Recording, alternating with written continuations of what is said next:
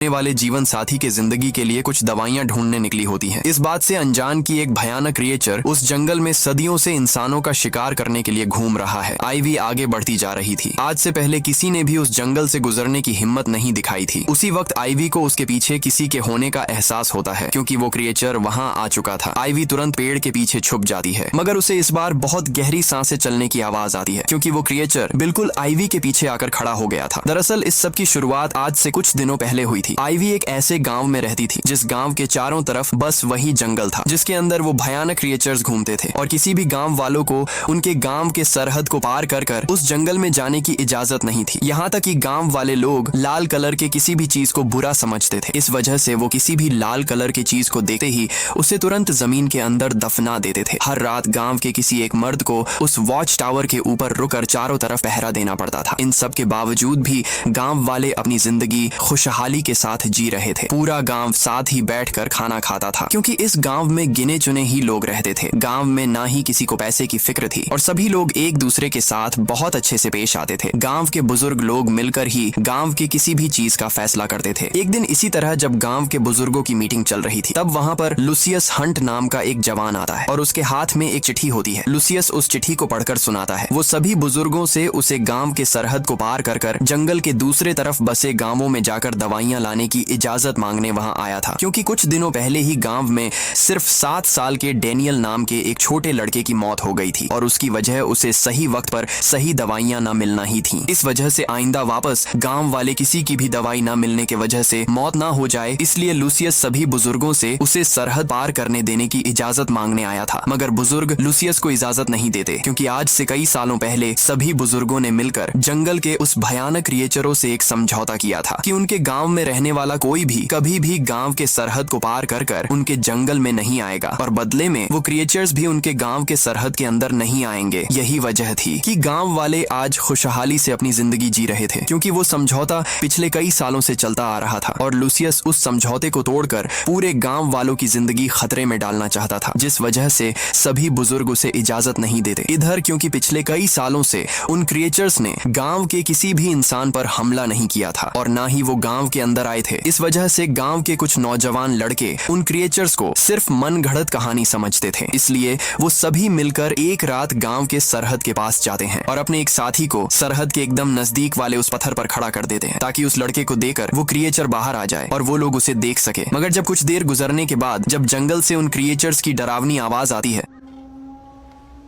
तब जो नौजवान लड़के अब तक उन क्रिएचर्स को बस मनगढ़ंत कहानी समझते थे, वो डर के मारे भागकर वापस गांव के अंदर चले आते हैं। फिर सुबह होने पर गांव में एक नोआ नाम का लड़का बाकी लड़कों को लाठी से मार रहा होता है। दरअसल नोआ दिमागी हालत से थोड़ा कमजोर था। उसी वक्त वहां पर आइवी आती है और उसके भी हाथ में एक लाठी थी, क्योंकि आइवी असल में देख नहीं सकती थी, वो बस अपने आसपास की चीजों को महसूस कर सकती थी। आइवी नोआ को बाकी लड़कों को लाठी से मारता देख चुपचाप उसके पीछे आने के लिए कहती है और नोआ आइवी की हर एक बात मानता था। फिर जब नोआ और आइवी एक जगह पर जाते हैं, तब वहां पर लुसियस पहले से ही बैठा होता है। लुसियस गांव के बाकी सभी लड़कों से बिल्कुल अलग था। उसे हर वक्त गांव वाले लोगों की फिक्र होती रहती थी और वो गांव का सबसे निडर लड़का था। तभी नोआ अचानक से उठकर एक चिड़िया के पीछे चला जाता है। अब वहां पर सिर्फ आइवी और लुसियस ही थे। तभी आइवी लुसियस से पूछती है कि जब वो दोनों छोटे थे तब लुसियस हर बार आइवी का हाथ पकड़कर उसे राह दिखाया करता था, मगर जैसे जैसे वो दोनों बड़े हुए तब से लुसियस ने उसका हाथ पकड़ना क्यों बंद कर दिया। दरअसल इस गांव में अगर कोई किसी को पसंद करता था तो वो कभी भी शादी होने से पहले उसका हाथ नहीं पकड़ सकता था, यानी कहीं ना कहीं लुसियस आइवी को पसंद करता था और वो बात आइवी भी जानती थी। उसी वक्त नोआ वापस से आता है और वो आइवी के हाथ में कुछ रखता है, जिसे देकर लुसियस आइवी को तुरंत से दफना देने के लिए कहता है, क्योंकि वो बेरीज थी जिसका कलर लाल था, मगर पूरे गांव में लाल कलर की कोई भी चीज मौजूद नहीं थी। इसीलिए लुसियस नोआ से तुरंत पूछता है कि उसने वो बेरीज कहां से लाई है। तब नोआ जंगल की तरफ इशारा करता है, जिसे देकर लुसियस तुरंत वापस से सभी बुजुर्गों के पास चिट्ठी लेकर पहुंच जाता है, क्योंकि आज से कोई भी समझौते के वजह से उस जंगल के अंदर नहीं गया था और नोआ के जंगल के अंदर जाने के बाद भी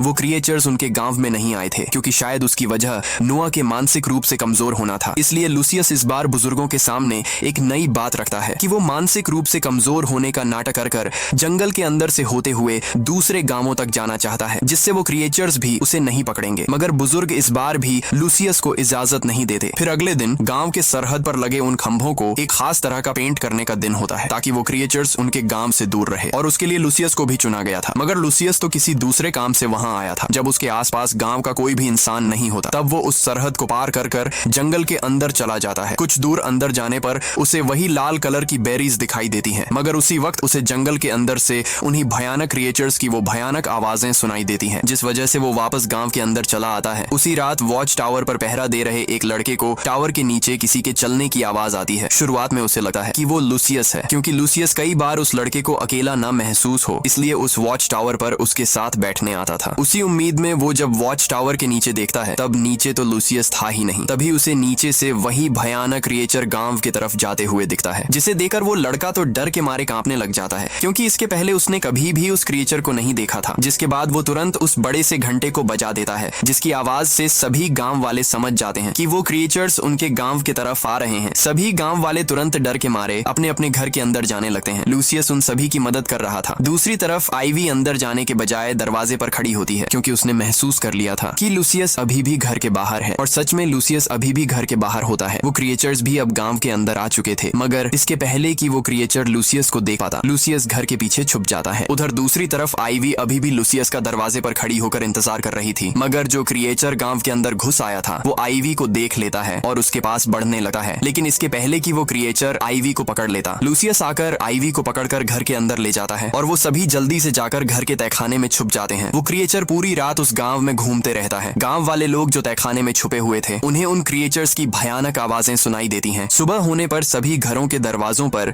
उस क्रिएचर ने एक लाल कलर का निशान छोड़ा होता है। गांव के सभी लोग एक जगह पर इकट्ठा होते हैं। गांव के बुजुर्ग सभी को बताते हैं कि आज से पहले कभी भी उन क्रिएचरों ने इस तरह से गांव पर हमला नहीं किया था। उसके पीछे जरूर कोई वजह होगी। वो वहां मौजूद सभी से क्या कोई उसकी वजह जानता है कर पूछते हैं। तब एक लड़की किसी चिट्ठी को लाकर एक बुजुर्ग औरत के हाथ में देती है। जब वो बुजुर्ग औरत उस चिट्ठी को पढ़ती है तब वो चिट्ठी लूसियस ने ही लिखी होती है, जिस पर उसने लिखा होता है कि उस क्रिएचर की गांव में आने की वजह वही है क्योंकि वो कल गांव के सरहद को पार कर जंगल के अंदर चला गया था। ये समझने के बाद भी कि लूसियस ही वही शख्स है जिसके वजह से पूरा गांव खतरे में आ गया था। गांव के बुजुर्ग फिर भी उसे माफ कर देते हैं क्योंकि लूसियस ने वो गांव वालों के भलाई के लिए ही किया था। फिर अगले दिन गांव के कुछ लोग मिलकर एक जानवर के मांस को गांव के सरहद पर के उस पत्थर पर फेंक आते हैं ताकि उससे उन क्रिएचर्स का गुस्सा शांत हो सके। फिर रात होने पर सभी लोग एक खास पल के लिए इकट्ठा होते हैं क्योंकि आज आईवी के बड़े बहन की शादी होने वाली थी। सभी लोग बहुत खुश होते हैं। चारों तरफ बस खुशहाली का माहौल होता है। कुछ डांस कर रहे थे तो कुछ आपस में बातें कर रहे थे, मगर तभी अचानक से सभी को बच्चों के चिल्लाने की आवाज आती है क्योंकि उन बच्चों ने वापस से उन क्रिएचर्स को देख लिया था। यानी वो क्रिएचर्स वापस से गांव में घुस आए थे। जिसके बाद मिस्टर वॉकर नाम का वो बुजुर्ग सभी गांव वालों को साथ मिलकर गांव की तरफ निकलने के लिए कहता है क्योंकि वो शादी उनके घरों से कुछ दूर हो रही थी। फिर सभी मिलकर गांव के अंदर जाते हैं। तब उस क्रिएचर ने सभी के घरों के दरवाजे के सामने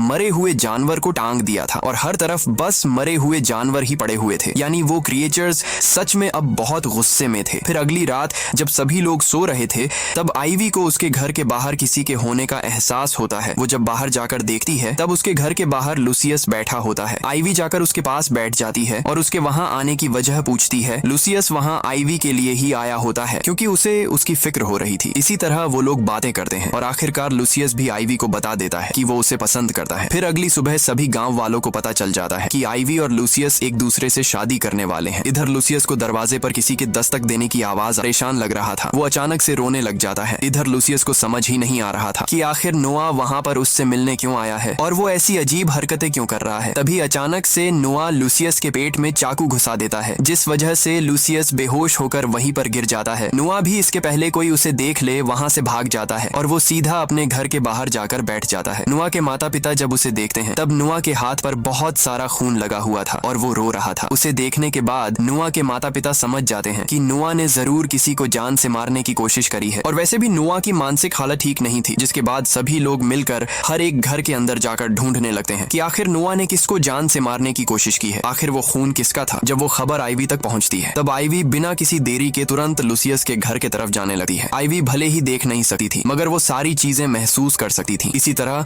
वो लूसियस के घर तक पहुंचती है। वो जब घर के अंदर जाती है तब उसका पैर किसी से टकराता है और वो लूसियस ही था जो बेहोश हो चुका था। उसका बहुत सारा खून बह चुका था। आईवी लूसियस को उस हालत में देखकर खुद को संभाल नहीं पाती और रोने लग जाती है। उसी वक्त उसके पिता मिस्टर वॉकर वहां आते हैं और वो लूसियस को तुरंत गांव के डॉक्टर के पास ले जाते हैं। डॉक्टर जब लूसियस को चेक करते हैं तब चाकू के लगने के बाद लूसियस बहुत समय तक अकेला ही उसके घर के अंदर बेहोश पड़ा था, जिस वजह से उसका बहुत खून बह चुका था और अब लूसियस का बचना बहुत मुश्किल था। इधर वो बात जब आइवी को पता चलती है तब वो सबसे पहले नोआ के पास जाती है और उसके ऊपर अपना सारा गुस्सा उतार देती है। फिर वो अपने पिता के पास जाती है जो गांव के उन बुजुर्गों में से एक थे। वो अपने ही पिता से जंगल में जाने की इजाजत मांगती है ताकि वो दूसरे गांव में जाकर लूसियस के लिए दवाई ला सके ताकि लूसियस की जान बच सके। अपने बेटी की बात सुनकर अगले दिन मिस्टर वॉकर डॉक्टर से जाकर सवाल पूछते हैं कि क्या लूसियस को सही दवाइयां मिल जाएं तो उसकी जान बच सकती है। तब डॉक्टर हाँ में जवाब देता है। वहाँ पर लूसियस की माँ भी मौजूद होती है। मिस्टर वॉकर के मुंह से वो बात सुनने के बाद वो सोच में पड़ जाती है। वापस घर आते वक्त वो मिस्टर वॉकर से कई सारे सवाल पूछने लगती है कि क्या वो सच में जंगल से होते हुए दूसरे गांव में जाकर दवाइयां लाने का सोच रहे हैं और क्या वो आज से कई सालों पहले किए हुए उस वादे को भूल चुके हैं। तभी हमें पता चलता है कि आज से कई सालों पहले गांव के सभी बुजुर्गों ने मिलकर एक वादा किया था और वो वादा क्या था ये तो हमें आगे जाकर ही पता चलेगा। उस वक्त मिस्टर वॉकर लूसियस के माँ को कुछ भी जवाब नहीं देते और वहाँ से सीधा अपने बेटी आइवी के पास जाते हैं। वो आइवी को लेकर उस हमेशा बंद रहने वाले शेल्टर के पास जाते हैं। आइवी उस शेल्टर के बारे में जानती थी मगर वो ये नहीं जानती थी कि उसके अंदर क्या है, क्योंकि आज से पहले कभी भी मिस्टर वॉकर ने उस शेल्टर को नहीं खोला था। लेकिन आज वो उस शेल्टर आइवी के सामने खोलने वाले थे, लेकिन वो उसे खोलने से पहले आइवी को निडर होने के लिए कहते हैं, यानी उसके अंदर कुछ ऐसा था जिसे देखकर आइवी डर सकती थी। मगर अगले सीन में हमें मिस्टर वॉकर को सीधा गांव के बुजुर्ग लोगों से बात करते हुए दिखाते हैं जो सभी बुजुर्गों से आइवी के बारे में ही बात कर रहे थे कि आइवी जंगल से होते हुए दूसरे गांव में जाकर लूसियस के लिए दवाइयां लाना चाहती है। शुरुआत में सभी बुजुर्ग उसके लिए तैयार नहीं थे। वो सभी आइवी को जंगल में नहीं जाने देना चाहते थे मगर उनके पास दूसरा कोई रास्ता नहीं था क्योंकि दवाइयों के सिवा लूसियस की जान बच ही नहीं सकती थी और इसके पहले